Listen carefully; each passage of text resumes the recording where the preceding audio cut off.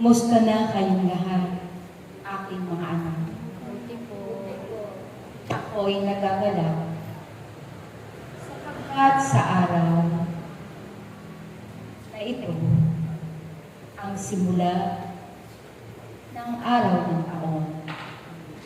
Narinig kong namutawi sa inyong mga labi ang aking pangalan. Ang pagtawag ninyo sa akin ay isang awitin sa aking pandinig. Batid ko na napakaraming tao ang biniyayaan ko ng buhay dito sa mundo.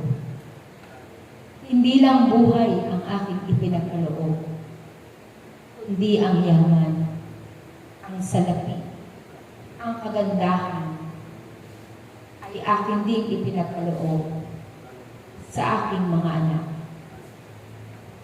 Ngunit, ni minsan, hindi ko narinig na papurihan ang aking pangalan.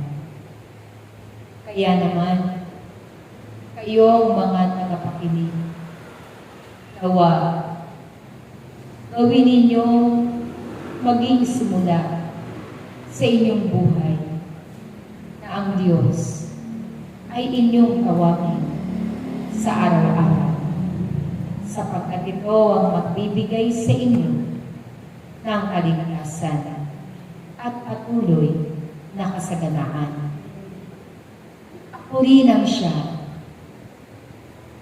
magliligtas sa inyo. Ako rin ang magpapagaling ng inyong karamdaman. Kaya't aking mga anak, sa araw na ito, tanggapin ninyo ang aking pasasalamat sa inyong pakikipagtipan sa akin. Ang aking templo ay bukas at ang lahat ng tao ay inaanyayahan kong pumasok, sapagkat ang salita ng Diyos ay tatanggapin ninyo sa araw, sa unang araw ng taong ito. Kayo nga ay naririto at nakikipagtipan sa akin, sapagkat tatanggapin ninyo at maririnig ninyo ang aking tinig, tagubilin para sa inyong paghayo sa taong ito darating. Ang araw na ito ay sisimulan ko sa pagkakaloob ko ng aking pag-ibig. Kaya't nawa ilahad ninyo ang inyong mga kamay upang ang aking puso ay humugis sa inyong mga palad. Yan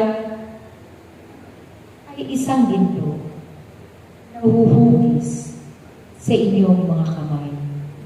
At iyan ay ilagay ninyo sa inyong mga puso.